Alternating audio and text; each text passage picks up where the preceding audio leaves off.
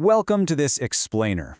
Today, we're diving into a really powerful, deeply moving piece of source material called the price of passing time.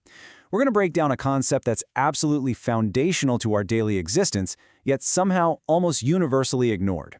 Now, to be clear, this isn't just some basic time management seminar. No, this is a profound reflection on the very fabric of how we measure our lives and the illusions we constantly build just to avoid facing the reality of our own mortality.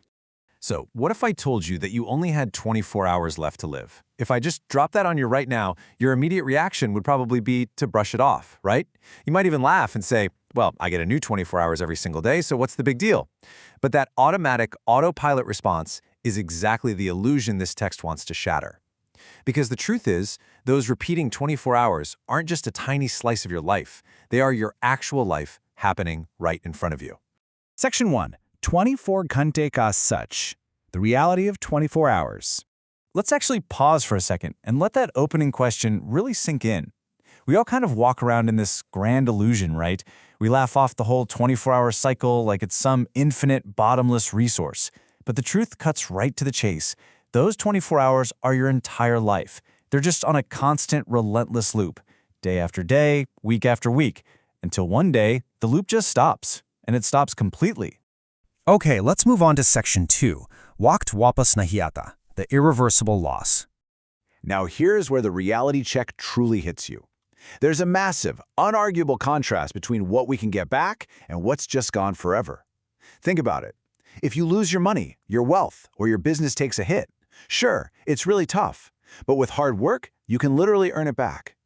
Even if a deeply meaningful relationship breaks, there's always that hope that it might heal or you'll find a connection again. But time? Time is an entirely different beast.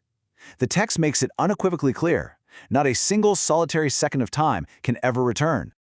The author absolutely hammers this point home with such finality. You cannot buy a past second back, not even if you had all the wealth in the entire world.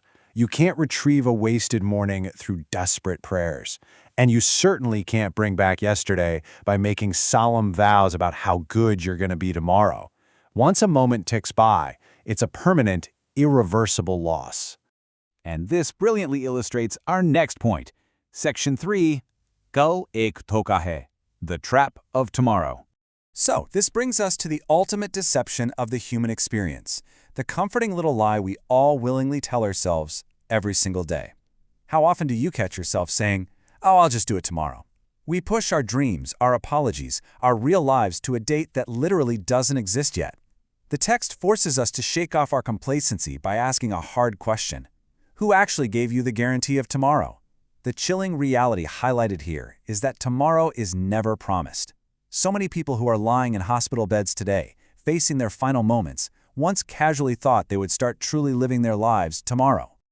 Let's look at how this plays out in our actual daily habits. How are we really spending these irreplaceable, unbuyable hours? Well, we're bleeding our time away by mindlessly scrolling through endless reels on our phones. We sit around anxiously worrying about what other people are going to say about us.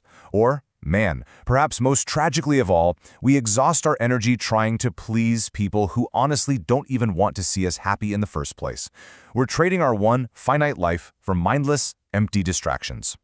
Which leads us to the emotional climax of the source script.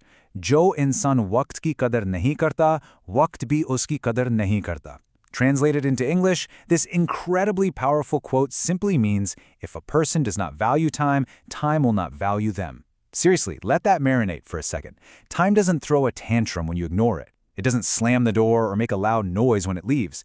It just slips away completely quietly and unnoticed. And when it's finally gone, what does it leave behind? Only those sad, echoing stories of, I wish. You know, I wish I'd started earlier.